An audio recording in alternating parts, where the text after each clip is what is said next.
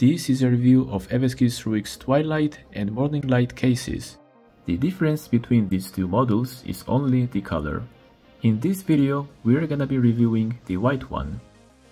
The case is packaged in a thin cardboard box and is only fortified with cheap white foam. It is wrapped in a plastic bag that is quite static, so it might shock you when you touch it the first time. The side panels on these cases are made with acrylic and are slightly dimmed. Taking a look inside, we're gonna see that it comes with a pack of screws, standoffs and some zip ties.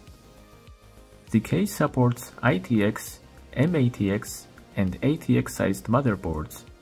Speaking of which, since there are no cutouts to route your EPS power cable through for your processor or the ones for your fans, you might have to route them behind the motherboard since there's no other better choice.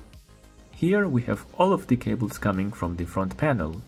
This one is for front audio and front USB 2.0.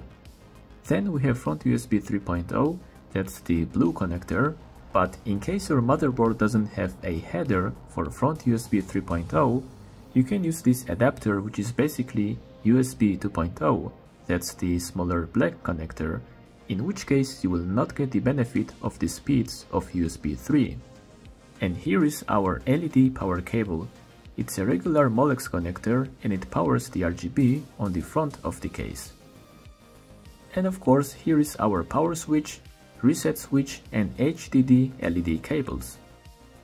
Let's quickly tie everything up and take a closer look at the case. The case uses breakable PCIe slot covers, besides the first one which you can remove and reattach with a screw. So be mindful when removing these slot covers, cause you won't be able to attach them back later on. And here is a closer look at the rear and the front from the inside. At the bottom we have some cutouts to let the power supply get its air from below. And at the top we have our big power button, the reset button, front USB 2, front audio, the microphone, front USB 3 and of course the button to control the RGB on the front. In terms of storage, the case supports up to 4 SATA drives, only 2 of which support the 3.5-inch ones. You can mount one 3.5-inch hard drive here in the middle, kinda sideways, and another down here, right next to the power supply. And if you wanna install a 2.5-inch drive instead, you can still use either of these two spots, plus you can also install one here on the other side, and there's also one additional spot all the way up here. I recommend installing your first SATA SSD up here, cause it will be much harder to get to this spot later on in case you decide to add more storage. At the rear, the case supports up to a single 120mm fan and 2 at the top.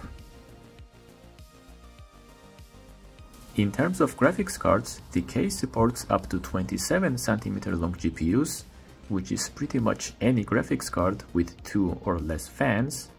And if you install your GPU up here in the first PCIe slot, and it is no thicker than 2 slots, then you will be able to fit up to 32cm long graphics card. The case is about 17cm deep and it supports up to 120mm CPU coolers. And that's pretty much it for this review. Thank you for watching and see you guys in the next one. Bye bye!